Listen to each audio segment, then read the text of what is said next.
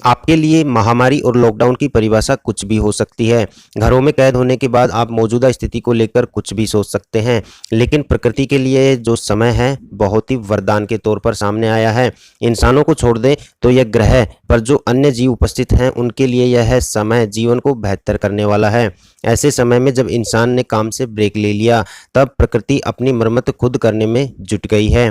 Corona महामारी के बहाने इंसान को इस बात का एहसास हो गया है कि प्रकृति को संतुलन पर लाने के लिए कुछ करने की नहीं बल्कि कुछ न करने की जरूरत है। वह खुद ही अपने आप को ठीक कर सकती है। बीते दिनों में कई खबरें सामने आई थी, जैसे कि अन्य समुद्री जीव और कछुए तटों पर आना शुरू हो गए थे। सड़कों पर जानवर नजर आ रहे थे। गंगा और यमुना साफ हो गई हैं। पंजाब से हिमाचल के पहाड़ नजर आने लगे हैं और प्रदूषण भी निम्नतम स्तर पर पहुंच गया है। अब इसमें एक नया खुलासा हुआ है। इतिहास में ओजोन परत में हुआ सबसे बड़ा छेद अब भर गया है। तो नमस्कार, आप सभी का हार्दिक स्वागत है। चलिए आज के इस वीडियो में जानेंगे कि ओजोन परत में सबसे बड़ा छेद था वो कैसे भरा। चलिए तो अब जान लेते हैं कि ओजोन परत होती क्या है। ओजोन परत पृथ्वी के समताप मंडल का एक क्षेत्र है जो सूर्य के पराबैंगनी विकिरण के अधिकांश हिस्से को अवशोषित कर लेता है। दूसरे शब्दों में कहें तो ओजोन से प्रकाश छनकर अपने तक आता है। इस परत में ओजोन यानी कि O3 की उच्च सांद्रता होती है।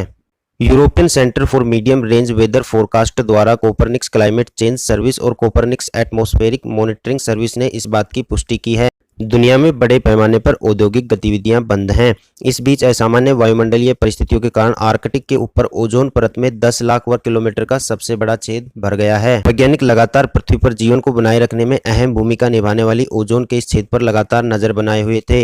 हालांकि यह स्पष्ट तौर पर अभी सामने नहीं आ सका कि लॉकडाउन से ओजोन छेद भरने में सीधा संबंध है या नहीं।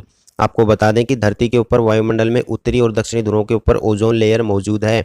इससे पहले लॉकडाउन में दक्षिणी ध्रुव के ओजोन लेयर के छेद को कम होने की बात सामने आई थी।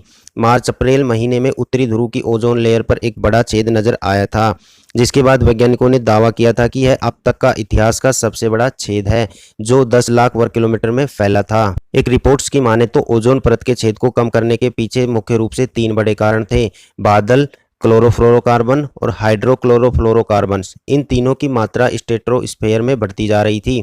इनकी वजह से जब सूरज की अल्ट्रावायलेट किरणें स्ट्रेटोस्फेयर में टकराती हैं तो उनसे क्लोरीन और ब्रोमीन के एटम निकल रहे थे। यह अणु ओजोन लेयर को पतला कर रहे थे और छेद बड़ा होता जा रहा था।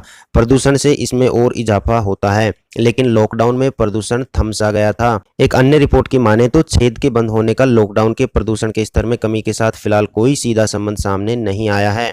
यह ध्रुवीय भंवर और उच्च ऊंचाई वाली धाराओं की वजह से हुआ है जो ध्रुवीय क्षेत्रों में ठंडी हवा लाने के लिए जिम्मेदार हैं।